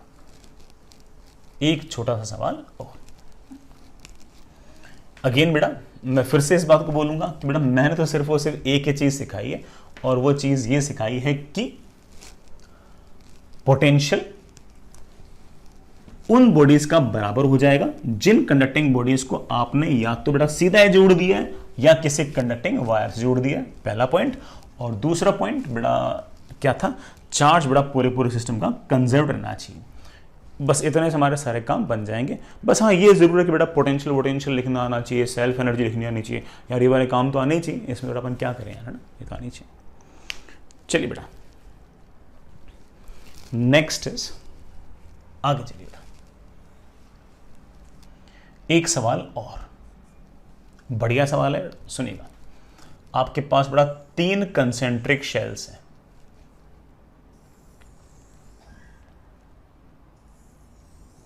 ले बेटा 3 कंसेंट्रिक शेल्स हैं, मेटेलिक हैं, इसका रेडियस R, इसका रेडियस 2R, इसका रेडियस 3R। सबसे अंदर वाले के पास बड़ा चार्ज है -Q, बीच वाले के पास +Q, बड़ा बाहर वाले के पास 2Q। These are 3 concentric conducting shells. बड़ा ये 3 कंसेंट्रिक कंडक्टिंग शेल्स। अच्छी बात बेटा। मैंने क्या किया कि सबसे अंदर वाले शेल को और सबसे बाहर वाले शेल को टच करा दिया। बेटा ये जो साइन है ना, इसका मतलब ये है कि बीच वाले शेल से टच नहीं कराया, सीधा अंदर वाले को और बाहर वाले को टच कराया, बीच वाले शेल को छुआ भी नहीं है। सर ऐसा कैसे हो सकता है कि सीधा अंदर वाले को और बाहर वाले को जोड़ दो? हो सकता है बेटा, कैसे कि ये अंदर वाला शेल, ये बीच वाला शेल और ये बाहर वाला शेल। हम क्या करेंगे कि अंदर वाला शेल से एक वायर लेंगे, बीच वाला जो शेल है ना उसमें हल्का सा बड़ा एक होल कर देंगे, छोटा सा, और उस होल में से बिल्कुल बीचों बीच से बड़ा तार को बाहर निकाल लेंगे बिना बीच वाले शेल को टच कराए, ठीक है। और फिर यूं चलाते बड़ा उस वायर को हम बाहर वाले स्फीयर से टच करा देंगे। तो चार्ज किन्होंने शेयर किया? तो आप बोलो सर चार्ज शेयर किया सबसे अंदर वाले और सबसे बाहर वाले, बीच वाले को अपने टच भी नहीं किया। इसका मतलब उसका तो जितना चार्ज पहले था उतना ही बाद में रहेगा, ठीक है बेटा। सवाल है बेटा, find final charge on each shell. हर शेल पर बेटा फाइनल चार्ज कितना है बेटा आपको वो निकालना है। निकाल देंगे यार, हर शेल पर फाइनल चार्ज कितना है बड़े आराम से निकाल देंगे। चलिए बेटा, सबसे अंदर वाले शेल का उन्होंने चार्ज मान लिया x। इसके पास 2q था, इसके पास -q था, 2q और -q, बेटा नेट चार्ज कितना हो गया? q। अब इसके पास अगर x आ गया तो पक्की बात है कि बाहर वाले के पास आना चाहिए q - x। भाई नेट चार्ज थोड़ा दोनों का क्यू होना चाहिए ना, अंदर वाले के पास माइनस क्यू था, बेटा बाहर वाले के पास प्लस क्यू था, सॉरी प्लस 2 क्यू था, दोनों का सम किया तो क्यू आ गया। तो नेट चार्ज अगर बेटा दोनों के पास क्यू होना चाहिए तो जितना इसके पास एक्स उतना बेटा इसके पास क्यू माइनस एक्स, इसके पास एक्स तो इसके पास क्यू माइनस एक्स। बीच वाले शेल का चार्ज थोड़ा जितना पहले था उतना ही अब रहेगा, उसको बेटा छेड़ने की जरूरत ही नहीं, हमने उसको टच ही नहीं करा है। बढ़िया बेटा, हमने चार्ज कंजर्वेशन तो लगा दिया बेटा, अब चार्ज कंजर्वेशन वापस से मत लगा देना, हो गया चार्ज कंजर्वेशन, और कितनी बार लगाओगे। अगला कॉन्सेप्ट हम जानते हैं कि अगर ये वाला पॉइंट ए है और अगर ये वाला पॉइंट बी है, तो मैंने मेरे बच्चों को सिर्फ ये सिखा रखा है कि जिन दो पॉइंट को तुम कंडक्टिंग वायर से जोड़ते हो उन दोनों का पोटेंशियल बराबर हो जाता है। मैंने बेटा बातें ही दो ही सिखाई हैं, अब तुम सवाल चाहे 2 करो चाहे 50 करो, काम तो ही करोगे यार। ए पॉइंट का पोटेंशियल, हाँ पोटेंशियल लिखना आना चाहिए, उसमें बेटा मैं कुछ नहीं कर सकता है ना, फॉर्मूले आते हैं तो लगा दो बेटा, नहीं आते तो बेटा मैं कर ही रहा हूँ। ए पॉइंट पर पोटेंशियल खुद के चार्ज के कारण के एक्स अपॉन आर प्लस इस शेल के कारण के क्यू, बेटा नहीं याद है तो याद करो, अपॉन उसका रेडियस। बेटा इस शेल के कारण अंदर वाले हर पॉइंट पर पोटेंशियल सेम होता है और वो होता है के चार्ज अपॉन खुद का रेडियस, प्लस इस शेल के कारण अंदर वाले पॉइंट पर पोटेंशियल, तो मेरे बच्चे बोलने से फॉर्मूला होता है के चार्ज अपॉन रेडियस, बेटा रेडियस इज 3r। बाद में बी वाले पॉइंट पर लिखते हैं, बेटा लिखते हैं इस शेल के कारण बाहर वाले पॉइंट पे, पता नहीं बेटा आपको याद है या नहीं है, बाहर वाले पॉइंट के लिए it will behave like a point charge placed at centre, और बेटा ये शेल बेटा पॉइंट चार्ज की तरह बिहेव करेगा, तो सेंटर से डिस्टेंस कितनी है 3r, तो के एक्स अपॉन आर प्लस इस शेल के कारण बाहर वाले पॉइंट पर पोटेंशियल, आप बोलोगे अगेन वही कहानी, के क्यू सेंटर से डिस्टेंस, बेटा सेंटर से डिस्टेंस इज 3r, खुद के कारण कितनी है बेटा K Q minus x upon 3r। ये टर्म तो बेटा कैंसिल हो गई, K by R K by R K by R K by R, ये भी कैंसिल हो गई, X plus Q by 2, X plus Q by 2 is equals to x by 3 plus Q by 3। बेटा check करना calculation सही किया बेटा, X plus Q by 2 should be equal to बेटा X by 3 plus Q by 3। बढ़िया बेटा equation, x minus x by 3 मेरे ख्याल से आ गया 2x बाई 3, और बेटा मेरे पास ये आ गया q by 3 minus Q by 2, बेटा मेरे ख्याल से ये आ गया माइनस क्यू बाई 6। x की वैल्यू आ गई है माइनस क्यू बाई 4। x की बेटा वैल्यू जैसे ही माइनस क्यू बाई 4 आ गई है, बेटा इसके पास चार्ज है माइनस क्यू बाई 4, इसके पास चार्ज होगा q माइनस एक्स, एक्स की वैल्यू है माइनस क्यू बाई 4, बेटा कितना 5q बाई 4 आना ही था बेटा, इसका और इसका सम बेटा q होना चाहिए था, इन दोनों के पास पहले भी मिलाकर बेटा चार्ज कैपिटल q था, अब भी चार्ज बेटा कैपिटल q ही होनी चाहिए। ये बेटा हमारा बड़े आराम से सवाल हो गया, हमारा सवाल था find final charge on each shell, हर शेल पर कितना कितना चार्ज रहेगा, हम बड़े आराम से बड़े इत्मीनान से इस तरह का काम कर सकते हैं बेटा। आगे चलिए बेटा, ठीक है ना, हालांकि थोड़ा लंबा पड़ जाएगा, बट बेटा हम इसमें एनर्जी लॉस्ट थ्रू हीट भी पूछ सकते हैं बेटा, कैसे हीट से बेटा कितनी एनर्जी निकली वो भी निकाल सकते हैं, थोड़ा एक्सप्रेशन बड़ा पड़ जाएगा, लेकिन ठीक है बेटा फॉर्मूले भी किसी बहाने अपन को थोड़ा याद तो होंगे ना। तो हाँ बेटा बताओ, find heat lost in the process, बेटा प्रोसेस में कितनी हीट लॉस्ट होगी, बेटा जरा चेक करना। सबसे पहले बेटा शुरुआत में इसके पास चार्ज माइनस क्यू था और इसके पास 2q था, करते हैं बेटा, हमें पता है कि हीट लॉस जो है ना वो बेसिकली है क्या, हीट लॉस्ट है इनिशियल एनर्जी माइनस फाइनल, बेटा इस बार टर्म्स बहुत ज़्यादा आने वाली है, कोई बात नहीं बेटा, इनिशियल में इसकी सेल्फ इसकी सेल्फ इसकी सेल्फ, ठीक है ना, 3 इंटरेक्शन आएंगे, इन दोनों का इंटरेक्शन, इन दोनों का इंटरेक्शन, इन दोनों का इंटरेक्शन, टोटल कितने टर्म्स आएंगे 6 टर्म्स आएंगे। चलो लिखते हैं, इसकी सेल्फ के माइनस क्यू का square upon 2 times radius plus इसकी सेल्फ के चार्ज का स्क्वायर अपॉन 2 टाइम्स रेडियस, बेटा रेडियस r नहीं है 2r है, प्लस इसका चार्ज है बेटा 2q, तो k चार्ज का स्क्वायर अपॉन 2 टाइम्स रेडियस, बेटा रेडियस है 3r, प्लस इन दोनों की इंटरेक्शन एनर्जी, बेटा कैसे, इसकी वजह से यहां पर पोटेंशियल, इसकी वजह से यहां पर पोटेंशियल आएगा बेटा कितना, k q अपॉन बेटा अंदर वाले हर पॉइंट पर पोटेंशियल सेम आएगा, k q upon 2r multiplied by अंदर वाले का चार्ज, बेटा अंदर वाले का चार्ज शुरुआत में है -q, प्लस इन दोनों का इंटरेक्शन, बेटा इसके पास शायद चार्ज बेटा शुरुआत में 2q था, इसके कारण अंदर वाले हर जगह पोटेंशियल सेम आएगा, कितना आएगा, k 2q अपॉन रेडियस, बेटा रेडियस है 3r मल्टीप्लाइड बाई अंदर वाले का चार्ज, बेटा अंदर वाले का चार्ज शुरुआत में -q है, प्लस इन दोनों का बेटा वेरी इजी, इसकी वजह से अंदर पोटेंशियल, इसकी वजह से अंदर हर जगह पोटेंशियल सेम है, k इसका चार्ज अपॉन इसका रेडियस मल्टीप्लाइड बाई इसका चार्ज, बेटा इसका चार्ज हम जानते हैं बेटा कितना आएगा, q, इसका क्यों बेटा, हाँ ठीक है बेटा, अभी तक तो सिर्फ और सिर्फ अपन लोगों ने इनिशियल एनर्जी लिखी है माइनस फाइनल, फाइनल बेटा फिर से 6 टर्म्स आएंगे, इसकी सेल्फ, इसकी सेल्फ, इसकी सेल्फ, इन दोनों की इंटरेक्शन, इन दोनों की इंटरेक्शन, इन दोनों की इंटरेक्शन, फॉर्मूला सेम ही है इसलिए हो जाएगा, कोई खास दिक्कत नहीं आएगी। इसकी सेल्फ कितनी है, तो आप बोलोगे सर k, इसका चार्ज है -q/4 उसका स्क्वायर अपॉन 2 टाइम्स रेडियस, इसकी सेल्फ कितनी है, इसकी सेल्फ है k, इसका चार्ज का स्क्वायर अपॉन 2 टाइम्स इसका रेडियस, इसकी सेल्फ कितनी बेटा, इसकी सेल्फ है k, इसके चार्ज का स्क्वायर अपॉन 2 टाइम्स रेडियस, कितना रेडियस बेटा 3r, प्लस अब बेटा इंटरेक्शन, इन दोनों की इंटरेक्शन, इसकी वजह से अंदर पोटेंशियल, इसकी वजह से अंदर पोटेंशियल आएगा k q upon 2r multiplied by अंदर वाले का चार्ज, अंदर वाले का चार्ज है -q/4, प्लस इन दोनों का इंटरेक्शन, इसकी वजह से अंदर पोटेंशियल, इसकी वजह से अंदर पोटेंशियल आएगा k,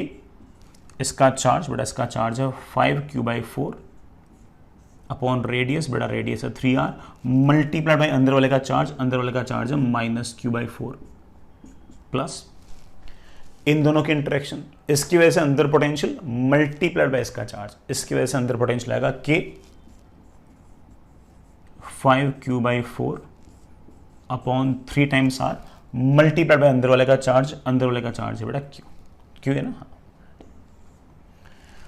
ले बेटा ये 6 टर्म्स हैं, 6 के बेटा मेरे ख्याल से 12 टर्म्स हैं, 6 इनिशियल 6 फाइनल, इस तरह से तुम डिफरेंस निकाल के बेटा पूरा पूरा हीट लॉस निकाल सकते हो, ठीक है बेटा, बढ़िया सवाल है वैसे तो, खैर फॉर्मूला बेस्ड सवाल था तो फॉर्मूले का हल्का फुल्का रिवीजन तो इस बहाने हुआ ही होगा, है ना, आगे चलते हैं बेटा, नेक्स्ट इज बेटा आगे बढ़ते हैं, हालांकि इसी कॉन्सेप्ट का एक तरह से अगला हिस्सा मान सकते हो आप, अगला पार्ट मान सकते हो, दैट इज ग्राउंडिंग या अर्थिंग, ग्राउंडिंग या बेटा अर्थिंग, क्या कहता है बेटा वो कॉन्सेप्ट, बड़े आराम से देखते हैं, और अगेन मुझे ऐसा लगता है कि बेटा जैसा इंटरेस्टिंग बेटा ये शेयरिंग ऑफ चार्ज था बेटा, वैसा ही इंटरेस्टिंग अपना अर्थिंग या ग्राउंडिंग भी है, तो चलिए बेटा हेडिंग लिखिए, नेक्स्ट इज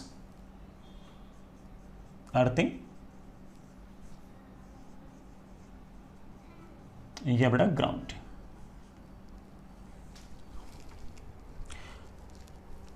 सुनिए बेटा, आपके पास क्या अरेंजमेंट है, क्या सारा का सारा जुगाड़ है बेटा, सुनिएगा।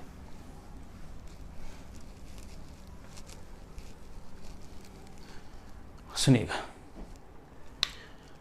मान लीजिए कि आपके पास बेटा कोई कंडक्टर,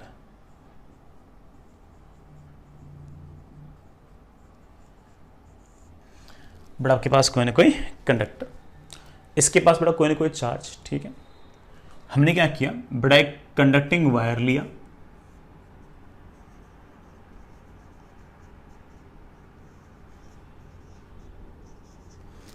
और इस कंडक्टिंग वायर को हम लोगों ने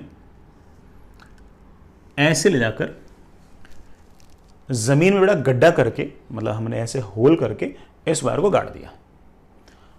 तो जैसे बेटा इसको अर्थ में गाड़ोगे, बेटा इसको सर्किट में दिखाने के लिए आप ऐसा दिखा सकते हैं। इसका अर्थ यही है कि बेटा आपने कंडक्टिंग वायर लिया और बेटा इसको अर्थ में गाड़ दिया, बेटा फिर वापस आपने मिट्टी लगा दी। एक तरह से आपने इस कंडक्टर को जोड़ दिया है। किससे जोड़ दिया? अर्थ से। बिल्कुल वैसे ही जैसे आप आज तक बेटा दो कंडक्टर्स को जोड़ रहे थे, आज आप फिर से दो कंडक्टर को जोड़ रहे हो। किस किस को? इस कंडक्टर को और अर्थ को। अर्थ भी कंडक्टिंग सरफेस है, आपका बेटा कंडक्टर है ही, इन दोनों को अपनी तरह से जोड़ दिया है। तो अर्थ से जब भी जोड़ना चाहो बेटा इस तरह से इसको हम बोलेंगे अर्थिंग। इसके पीछे जो कॉन्सेप्ट है, जो चीज़ आपको याद रखनी हो, तुम बड़ा आराम से जानते हो इस बात को, और वो ये है कि दोनों का पोटेंशियल फाइनली बराबर हो जाएगा। अर्थ का पोटेंशियल हम रेफरेंस मानते हैं 0। अगर मान लो कंडक्टर से अगर हल्का फुल्का चार्ज आ भी गया, या फिर अर्थ से हल्का फुल्का चार्ज बड़ा कंडक्टर में चला गया, तो इतनी बड़ी अर्थ के पास इतना ज़्यादा चार्ज है, उसमें हल्के फुल्के चार्ज के आने जाने से अर्थ का जो पोटेंशियल है या फिर अर्थ का जो चार्ज है उसमें कोई बहुत बड़ा चेंज नहीं आएगा। मतलब जितना पोटेंशियल अर्थ का पहले था उतना ही पोटेंशियल अर्थ का बाद में भी रहेगा। तो अगर अर्थ का पोटेंशियल पहले और बाद में अगर सेम है तो आप ऐसा कह सकते हो कि अर्थ का पोटेंशियल अज्यूम करने के लिए बेटा हम पहले भी 0 मान लेते हैं और बाद में भी 0 मान लेते हैं। सर 0 कैसे मान लिया? कंडक्टर से अगर चार्ज आएगा तो सिर्फ बढ़ेगा ना? हाँ बेटा बढ़ना चाहिए, लेकिन इतनी बड़ी अर्थ है, इतनी ज़्यादा साइज है, इतना ज़्यादा उसका चार्ज है, उसमें अगर हल्का फुल्का चार्ज बढ़ गया तो उस पर बहुत बड़ा प्रभाव नहीं पड़ेगा। So we assume the potential of earth to be 0 and we assume it to be fixed. और जिस भी चीज को आप बेटा, जिस भी कंडक्टर को कंडक्टिंग वायर से अगर जोड़ोगे तो उस कंडक्टर में से चार्ज तब तक फ्लो करेगा जब तक उसका पोटेंशियल वही ना हो जाए जो अर्थ का है। और अर्थ का पोटेंशियल हमने क्या मान रखा है? 0। तो उसका फाइनल पोटेंशियल भी 0 हो जाएगा, जिसको भी आप अर्थ से इस तरह से कनेक्ट कर रहे हो।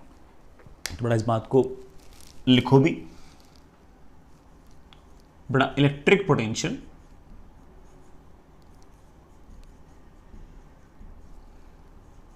of earth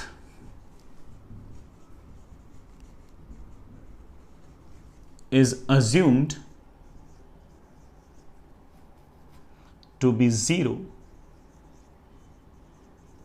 and constant। हम 0 भी मानेंगे और कांस्टेंट भी मानेंगे। किसी भी चीज से बेटा हम अगर अर्थ को जोड़ भी देंगे तो जो भी चार्ज का आदान प्रदान हुआ है, बड़ा लेन देन हुआ है, उसके बावजूद हम ये मान के चलेंगे कि बड़ा अर्थ के पोटेंशियल पर कोई बहुत बड़ा ड्रास्टिक फर्क नहीं पड़ा है। Fair enough. अब जिस भी चीज को तुम अर्थिंग करोगे, अर्थ से कनेक्ट करोगे, then we know the concept जो हम बड़ा लास्ट टाइम पढ़ा था कि उनमें चार्ज तब तक फ्लो करेगा जब तक दोनों का पोटेंशियल बराबर ना हो जाए। अर्थ का तो 0 है तो उस बॉडी का भी फाइनल पोटेंशियल 0 ही हो जाएगा। तो बड़ा दूसरी बात, whenever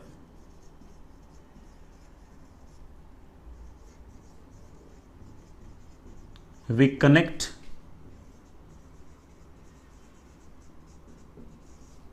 a conducting body to earth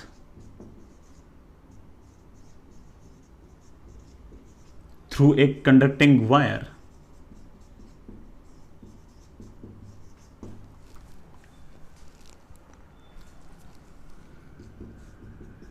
its potential will get same as अर्थ। जो बड़ा अर्थ का पोटेंशियल है बड़ा वही पोटेंशियल उसका हो जाएगा, एंड दैट इज 0। बड़ा कितना हो जाएगा? 0 हो जाएगा। चलिए बेटा इस पर एक छोटा सा बड़ा एक सवाल पूछता हूं आपसे। जैसे बड़ा बहुत ही ऐसे ट्रिवियल्स है शुरुआत करने के लिए, बड़ा बाकी थोड़ा हम आगे जाकर और भी बातें सीखेंगे। शुरुआत करने के लिए बड़ा मैं एक सवाल पूछ रहा हूं। ये मेरे पास बड़ा एक कंडक्टिंग स्फीयर है, रेडियस है r, चार्ज है q। This is conducting sphere. इस कंडक्टिंग स्फीयर से बड़ा हमने इस तरह से एक कंडक्टिंग वायर निकाला, बड़ा ये स्विच ली और इस वायर को बड़ा ऐसे निकालकर हम लोगों ने अर्थ के अंदर इस तरह से गाड़ दिया। बेटा इसको हम अर्थिंग बोल देंगे। t इज इक्वल्स टू 0 बेटा हम लोगों ने स्विच को ऑन किया। Find final charge on shell. बेटा शेल पर फाइनल चार्ज कितना है ये निकालेंगे बेटा। मान लेते हैं कि बेटा इस शेल पर जो फाइनल चार्ज है बेटा वो हो गया x। अब हम जानते हैं कि अगर इसका चार्ज अगर x हो गया तो इसका पोटेंशियल कितना होगा, इसका पोटेंशियल खुद की वजह से होगा के एक्स अपॉन आर। आस पड़ोस में और कोई बड़ा चार्ज वार्ज है नहीं, अर्थ की वजह से पोटेंशियल वैसे हम जीरो मानते ही हैं, और हम कहेंगे इसका पोटेंशियल वही हो जाएगा जो अर्थ का है। बेटा अर्थ का पोटेंशियल हम क्या मानते हैं, जीरो, और जैसे बेटा जीरो माना बेटा एक्स की वैल्यू आ गई है जीरो, और जैसे बेटा एक्स की वैल्यू जीरो आ गई है, इट मीन्स दैट कि इसका सारा का सारा जो चार्ज है बेटा, सारा जो क्यू चार्ज है कहाँ चला गया, अर्थ में चला गया। या फिर ऐसे बोल दो कि Q बाई ई मतलब बेटा 1.6 इंटू 10⁻⁻19 इतने इलेक्ट्रॉन्स अर्थ में से आ गए हैं बेटा। These are number of electrons from earth. बेटा वैसे हम जानते हैं प्लस क्यू चार्ज तो जा नहीं सकता, जरूर अर्थ से नेगेटिव चार्ज आया होगा। कितने इलेक्ट्रॉन्स आए होंगे, कितना नेट चार्ज आना है क्यू, तो ऑफ कोर्स बेटा कितने इलेक्ट्रॉन्स आए होंगे, क्यू बाई ई। हर एक इलेक्ट्रॉन के पास चार्ज बेटा है ई, तो क्यू चार्ज लाने के लिए बेटा कितने इलेक्ट्रॉन्स को आना पड़ेगा, Q by E number of electrons को लाना पड़ेगा। तो इस तरह से बेटा हमारी इस कंडक्टिंग बॉडी का जो फाइनल चार्ज है बेटा वो कितना हो गया है, जीरो। और यही हमारे किसी भी इलेक्ट्रिकल अप्लायंस को सेफ बनाने के लिए हम अर्थिंग यूज करते हैं, ये इसका मेन कारण है। जैसे मान लीजिए कि बेटा किसी कूलर पर या किसी एसी पर या बेटा किसी हाई पावर के इलेक्ट्रिक अप्लायंस पर किसी शॉर्ट सर्किट वगैरह के कारण कोई ना कोई चार्ज ठहर गया, मान लीजिए चार्ज ठहर गया, और अगर हमने उसको टच कर लिया, और हमने मान लीजिए बेटा चप्पल वगैरह कुछ नहीं पहन रखी है, तो जैसे हमने उसको टच कर लिया तो हम इस बॉडी को और अर्थ के बीच का रास्ता बन गए हैं। हमने एक तरह से इस कंडक्टिंग बॉडी और अर्थ के बीच एक तरह से कंडक्टिंग वायर की तरह बिहेव कर रहे हैं। भले हमारा रेजिस्टेंस ज्यादा हो, हम एक वायर की तरह बिहेव कर रहे हैं, और ये सारा का सारा चार्ज हमारे थ्रू पे जाएगा। कहां जाएगा बेटा, अर्थ में जाएगा। We are doing this earthing between this conducting body and earth. हम ऐसा चाहेंगे कि ऐसा ना हो कि हमारे अंदर से करंट जाएगा, ऑफ कोर्स हम नहीं चाहेंगे हमारे अंदर से करंट जाए, तो हम क्या करेंगे कि इसको एक वायर से पहले कनेक्ट कर देंगे, जो बेटा पहले से बेटा अर्थ के अंदर गड़ा होगा। उससे फायदा क्या होगा, उससे ये फायदा होगा कि बेटा मान लीजिए कि कोई चार्ज बड़ा मान लीजिए किसी इलेक्ट्रिकल अप्लायंस पर कभी ठहर भी गया, तो ये जो वायर है बेटा वो सड़क से सारे चार्ज को अर्थ में भेज देगा। और हमने कभी गलती से इसको टच भी कर लिया तब भी बेटा इसके ऊपर कोई चार्ज पहले से होगा ही नहीं, क्योंकि जितना चार्ज था वो तो सारा अर्थिंग के थ्रू अर्थ में जा चुका है। अगर बेटा ये वायर ना होता तो ऑफ कोर्स चार्ज पड़ा रहता, और अगर चार्ज पड़ा रहता, अगर हमने टच किया होता और चप्पल ना पहन रखी होती बेटा, मान लो जूते ना पहने होते, तो सारा का सारा जो चार्ज है हमारे थ्रू अर्थ में जाता, तो ऑफ कोर्स हमें वो शॉक फील होता, हमें वो करंट फील होता। स्लीपर्स पहनने से या बेटा क्या कहते हैं जूते पहनने से फर्क ये पड़ जाता है कि उनका रेजिस्टेंस बहुत ज़्यादा होता है, तो बेटा करंट फ्लो नहीं होने देता। बाकी बेटा अगर आप ऐसे बिना चप्पल बिना स्लीपर के अगर करोगे तो हमारे अंदर से करंट जा भी सकता है। तो ठीक है बेटा, ये मेन कारण है अर्थिंग करने का। हमारे जो घरों पर जो इलेक्ट्रिक अप्लायंसेस आते हैं उनकी अर्थिंग करने के पीछे ये मेन कारण है। लेकिन आपको सिर्फ ये याद रखना है कि जिसकी भी अर्थिंग होगी ना उसका फाइनल पोटेंशियल जीरो हो जाएगा। आपको और बहुत सारी बातें याद रखने की कोई जरूरत नहीं है। आप तो सिर्फ और सिर्फ ये मान के चलो कि अर्थिंग कर दी मतलब उसका पोटेंशियल जीरो हो गया। हमारे तो सारे के सारे सवाल बेटा इसी बात से बन जाएंगे, हमें कोई खास ऐसे चिंता करने की जरूरत नहीं है। Fair enough.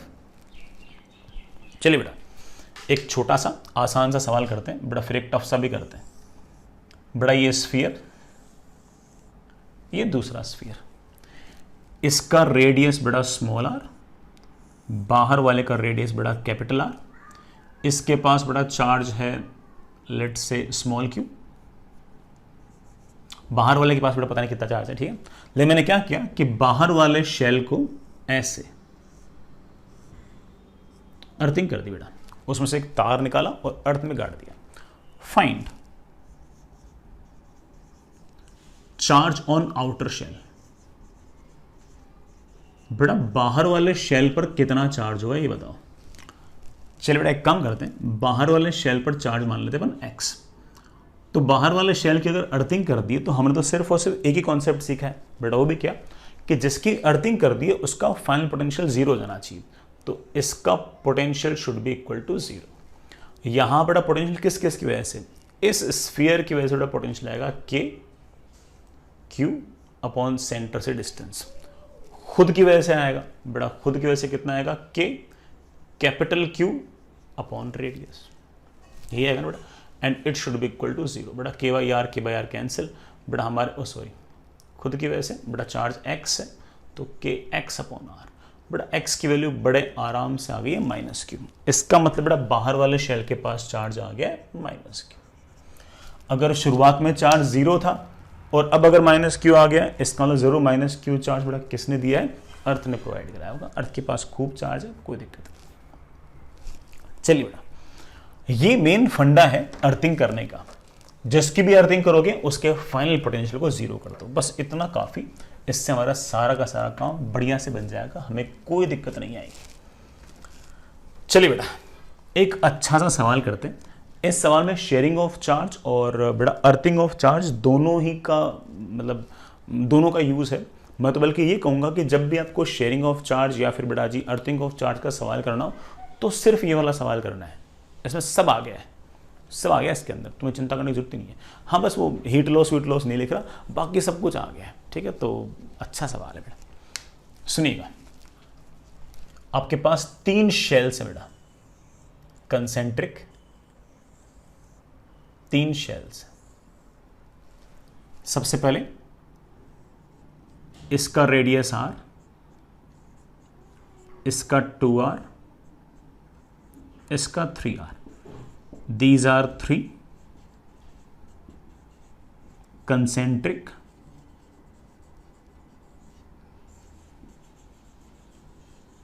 conducting shells। इसके पास बड़ा चार्ज -q, इसके पास बड़ा लेट से +q, इसके पास बड़ा इसके पास +q। इस बीच वाले के पास पहले से कितना उतना मैटर नहीं करता, क्योंकि हमने इसकी अर्थिंग कर दी बेटा। आप भी सोच रहे हो सर इसकी अर्थिंग कैसे हो सकती है? बेटा हो सकती है कैसे कि इसमें से एक मेटेलिक तार निकाला, बाहर वाला जो शेल है उसमें एक छोटा सा होल किया और उस होल के बीचों बीच से तार को निकालकर हमने अर्थ से जोड़ दिया। ठीक है ना, टच नहीं होना चाहिए बेटा ये वाला तार इस स्फीयर के, वरना इसकी भी अर्थिंग हो जाएगी। ठीक, और हमने क्या किया, सबसे अंदर वाले शेल को और सबसे बाहर वाले शेल को जोड़ दिया। ये बेटा कैसे जोड़ेंगे आप समझिए, बीच वाला जो शेल है उसमें एक छोटा छोटा होल कर दिया, तो बेटा तार को उस होल में से यूं निकाल दिया अपन ने, टच नहीं करना चाहिए बेटा। ठीक है, ऐसे करते हैं। अब बेटा बीच वाले शेल के पास इनिशियल चार्ज कितना हो तो मैटर ही नहीं करता, अर्थ बेटा उसको कितना भी चार्ज दे सकती है। ठीक है, उसमें उसका कोई मतलब ही नहीं है। बेटा सवाल ये है, फाइंड फाइनल चार्ज। बेटा इसके पास 2q मान लो बेटा, शुरुआत में 2q मान लो, वरना कैलकुलेशन अगर इसकी +q मान लो बेटा फिर तो इक्वेशन बहुत आसान हो जाएंगी। तो 2q मान लो इसको। Final charge on each shell. बेटा ये तार वगैरह से कनेक्ट करने के बाद बेटा फाइनल चार्ज कितना होगा, इनर मोस्ट और आउटर मोस्ट को आप लोगों ने एक मेटलिक वायर से जोड़ दिया है और बीच वाले शेल की आपने अर्थिंग कर दी है, तो बताओ फाइनल चार्ज कितना होगा। सोचते हैं बेटा, सबसे अंदर वाले को और सबसे बाहर वाले को आपने जोड़ दिया है, सबसे अंदर वाले को और सबसे बाहर वाले को जोड़ दिया है, तो उनके पास कुल मिलाकर पहले से चार्ज था q। तो फाइनली अगर इसके पास x आएगा तो इसके पास q - x है। भाई नेट चार्ज तो q होना चाहिए ना, तो इसके पास है x तो इसके पास q - x। अच्छी बात है। बीच वाले के पास पहले की था तो वो तो मैटर नहीं करता बेटा, बाद में मान लो कि इसके पास y आ गया। तो अब बेटा तीनों शेल के पास कितना कितना चार्ज है ये बात निकालने के लिए 2 अननोन है, x और y। 2 अननोन के लिए 2 इक्वेशन चाहिए। एक इक्वेशन आप जानते हैं कि यहाँ का पोटेंशियल यहाँ का पोटेंशियल सेम, चार्ज कंजर्वेशन लगा नहीं सकते, वो हम लगा चुके हैं। फिर क्या बचा, फिर बचा कि इसका पोटेंशियल 0 होना चाहिए। भाई इन दोनों का पोटेंशियल सेम होना चाहिए, ये कॉन्सेप्ट है, और इसकी अर्थिंग कर रखी तो इसका पोटेंशियल क्या होना चाहिए, 0 होना चाहिए। 2 इक्वेशन 2 वेरिएबल सॉल्व हो जाएंगे। तो बेटा मैं इस पॉइंट को A कह रहा हूं, इसको B कह रहा हूं, इसको C कह रहा हूं। तो पहली इक्वेशन है मेरे पास VA is equals to VC। लगाओ बेटा, A पॉइंट का पोटेंशियल खुद की वजह से, बट अगेन फॉर्मूला आपको याद होने चाहिए, KX/R। A पॉइंट पर पोटेंशियल इस वाले शेल के कारण, तो आप बोलो sir that is K Y/2R plus A point पर पोटेंशियल बाहर वाले शेल की वजह से, तो आप बोलो sir K Q minus x upon 3R। It should be equal to potential at point C. Point C पर पोटेंशियल, इसकी वजह से बाहर वाले पॉइंट के लिए this shell will behave like point charge placed at centre. Centre से distance है 3R, तो K x upon 3R plus इस शेल के कारण बाहर वाले पॉइंट पर potential K y upon 3R plus खुद के कारण बेटा कितना आएगा K Q minus x upon 3R। बेटा K by R, K by R, K by R, K by R, बेटा ये तो निपट गए। मेरे पास आ गया x plus y by 2 is equals to x by 3 plus y by 3। हाँ बेटा x minus x by 3 is 2x by 3, y by 3 minus y by 2 is minus y by 6। बेटा मेरे ख्याल से आ गया x equals to minus y by 4। This is my equation number 1। ठीक है बेटा, एक इक्वेशन तो ये आ गई। दूसरी इक्वेशन क्या है कि बेटा b वाले पॉइंट का पोटेंशियल सेम होना चाहिए। बेटा इसको मैं साइड में लिख लूँ, x की वैल्यू आ गई है minus y by 4। This is my equation number 1। और दूसरी क्या है कि बीच वाले शेल की अपन ने अर्थिंग कर दी है। बेटा जिसकी आपने अर्थिंग कर दी है उसका पोटेंशियल फाइनल तो 0 हो जाना चाहिए, तो कर दो बेटा उसका पोटेंशियल 0। लिखना तो आता है अपन को, 0 तो करना है, कर देंगे। चलिए बेटा करिए, इसका पोटेंशियल 0 करना है। Potential at point B should be equal to potential of earth and the potential of earth is assumed to be 0। B point पर इस शेल के कारण बाहर वाले पॉइंट पर पोटेंशियल है, तो मेरे बच्चे बोलने से के एक्स अपॉन सेंटर से दूरी, खुद के कारण ऑफ कोर्स के वाई अपॉन रेडियस, इसका रेडियस 2R प्लस सबसे बाहर वाले शेल के कारण हर जगह अंदर बड़ा पोटेंशियल सेम होता है। कितना होता है बेटा K Q minus x upon radius, बेटा दैट इज 3R। बेटा मेरे ख्याल से आ गया x by 2 plus y by 2 plus q minus x upon 3 should be equals to 0। ठीक है बेटा, अब कर लेंगे बेटा सोल्व। x बाई 2, ठीक है बेटा। y बाई 2 का मैं क्या लिख सकता हूं बेटा, y बाई 2 का मैं लिख सकता हूं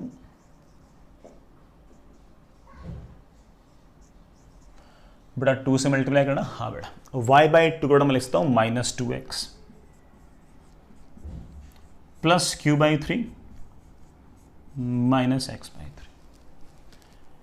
x by 2 minus x by 3, x by 2 minus x by 3 is x by 6 minus 2x is q by 3, oh sorry plus q by 3 is equals to 0। उधर गए तो मेरे पास आ गया 2x minus x by 6 is q by 3।